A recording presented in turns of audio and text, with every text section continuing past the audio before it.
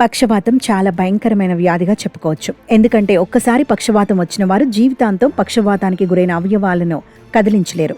ఇది మన శరీరంలో ఏదైనా ఒక అవయవం లేదా పూర్తి శరీరాన్ని ప్రభావితం చేయవచ్చు.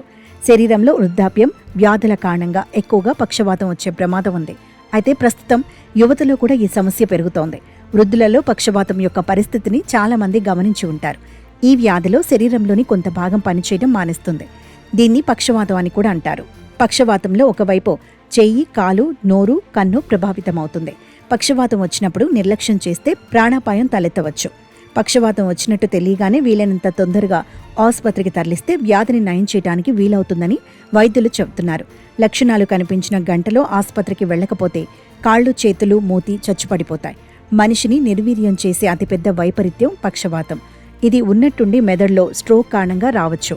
మెదడులోని రక్తనాళాలు ఎక్కడైనా పూడుకొని పోయినా, పగిలిపోయినా పక్షవాతం రూపంలో బయటపడుతుంది.